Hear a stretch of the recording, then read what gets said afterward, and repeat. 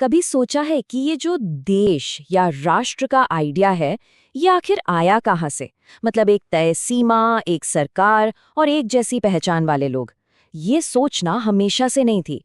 असल में ये 19वीं सदी के यूरोप में जन्मी एक इतनी ताकतवर सोच है जिसने पूरी दुनिया का नक्शा ही बदल कर रख दिया।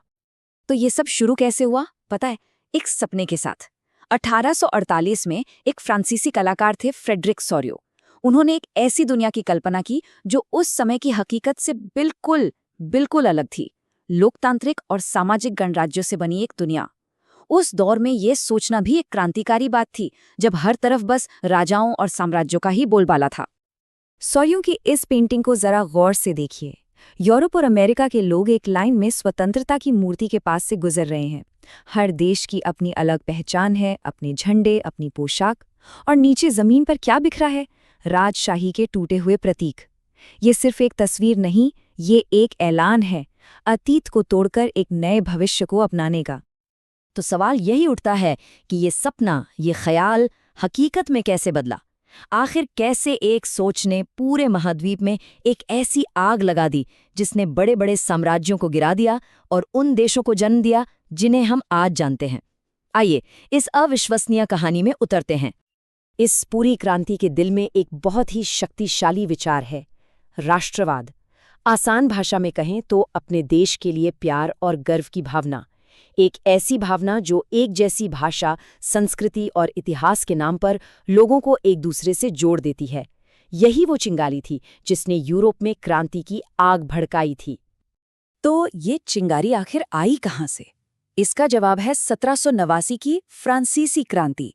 ये इतिहास का वो मोड़ था जब राष्ट्रवाद सिर्फ एक सपना नहीं रहा, बल्कि एक ऐसी ताकत बन गया जिसे कोई रोक नहीं सकता था, जो दुनिया को हमेशा के लिए बदलने वाली थी। इस क्रांति ने सब कुछ बदल दिया। फ्रांसीसी लोग अब किसी राजा की प्रजा नहीं थे, वो एक राष्ट्र के नागरिक थे। पितृभूमि और नागरिक जैसे विचारों ने लोगों में एकता की एक जबरदस्त भावना पैदा की। सत्ता अब किसी एक राजा के हाथ में नहीं, बल्कि लोगों के हाथ में थी। अब देखिए, एक नई राष्ट्रीय पहचान बनाने के लिए क्रांतिकारियों ने कई प्रतीकों और सुधारों का इस्तेमाल किया। एक नया तिरंगा झंडा, एक नेशनल असेंबली, सबके लिए एक जैसे कानून और एक राष्ट्रीय भाषा। ये सब कोशिशें थीं एक बिखरी हुई आबादी को एक एकजुट राष्ट्र में बदलने की। और फिर कहानी में एंट्री होती है नेपोलियन बोनापार्ट की, इतिहास के सबसे दिलचस्प किरदारों में से एक। उसने एक तरफ तो फ्रांस में लोकतंत्र को खत्म कर दिया, लेकिन मजे की बात देखिए, उसी ने अनजाने में पूरे यूरोप में क्रांति के बीज फैलाने में मदद की। नेपोलियन एक विजेता तो था ही, लेकिन वो एक बहुत बड़ा सुधारक भी था। उसकी 1804 की नागरिक संहिता, जिसे नेपोलियन कोड कहते हैं, एक गेम चेंजर साबित हुई। इसने जन्म के आधार पर मिलने वाले सारे फायदे खत्म कर दिए, कानून के सामने सबको बराबर कर दिया और संपत्ति के अधिकार की रक्षा की। सामंती व्यवस्था को खत्म करके उसने किसानों को आज़ाद किया। कोई ताज्जुब नहीं कि शुरू में लोगों ने उसे एक मसीहा की तरह देखा। लेकिन इस आज़ादी की एक कीमत चुकानी पड़ रही थी। नेपोलियन के शासन का मतलब था बहुत ज्यादा टैक्स, सेंसरशिप और फ्रांसीसी सेना में जबरन भर्ती। ये पेंटिंग उसी कड़वी सच्चाई को दिखाती है। कई लोगों के लिए ये एक जालिम से छूटकर दूसरे जालिम के चंगुल में फंसने जैसा था। और बस यहीं से पासा पलट गया। जिस राष्ट्रवाद को नेपोलियन ने खुद फैलाया था, वही अब उसके खिलाफ हो गया। ये कार्टून देखिए। इसमें 1813 में लाइप्जिग की लड़ाई हारने के बाद नेपोलियन को एक ऐसे डाकिये के रूप में दिखाया गया है जिसके थैले से एक-एक करके इलाके गिरते जा रहे हैं। मतलब जिस आग को जलाने में उसने मदद की थी, वही आग अब उसे भस्म कर रही थी। नेपोलियन के पतन के साथ ही पुरानी व्यवस्था को वापसी करने का मौका मिल गया। पूरे यूरोप में जो राजशाही थी, वो क्रांति की घड़ी को वापस घुमाने और राष्ट्रवाद की इस आग को हमेशा के लिए बुझाने पर तुली हुई थी। उनकी विचारधारा क्या थी? रूढ़िवाद, मतलब परंपरा, राजशाही, चर्च, यही उनके लिए सब कुछ था। उनका बस एक ही लक्ष्य था, फ्रांसीसी क्रांति ने जो भी क्रांतिकारी बदलाव लाए हैं, उन सबको खत्म कर देना। तो 1815 में यूरोप की बड़ी ताकतें ब्रिटेन, रूस, प्रशा और ऑस्ट्रिया वियना में इकट्ठा हुईं और यूरोप का नक्शा फिर से बनाने लगीं। उनका मिशन साफ था, नेपोलियन ने जिन राजशाहियों को उखाड़ फेंका था उन्हें वापस लाना और ये पक्का करना कि क्रांति फिर कभी सिर न उठा सके। ये जो नई रूढ़िवादी व्यवस्था थी वो बहुत क्रूर थी। ये कार्टून बोलने की आज़ादी के दमन का मजाक उड़ाता है, लेकिन हकीकत में ये कोई हंसी की बात नहीं थी। सेंसरशिप, गुप्त पुलिस, विरोध को कुचलना, ये उस दौर का सच था। लेकिन आप किसी सोच को नहीं मार सकते।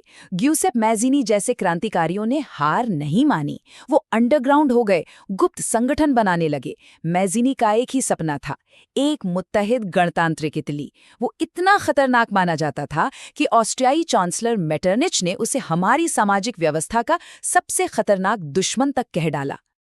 इतने दमन के बावजूद राष्ट्रवाद का बीज बढ़ता ही जा रहा था, और अब हम देखेंगे कि कैसे ये एक ऐसी ताकत बन गया जिसे कोई रोक नहीं सका, और इसी से इटली और जर्मनी जैसे नए राष्ट्रों का निर्माण हुआ। इटली के एक होने की कहानी तो किसी फिल्म की तरह है। इसमें एक से बढ़कर एक किरदार थे।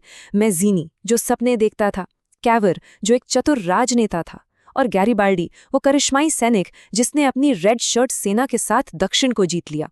इन सब ने मिलकर एक राष्ट्र बनाया और 1861 में विक्टर इमैनुअल द्वितीय को एकीकृत इटली का राजा घोषित किया गया।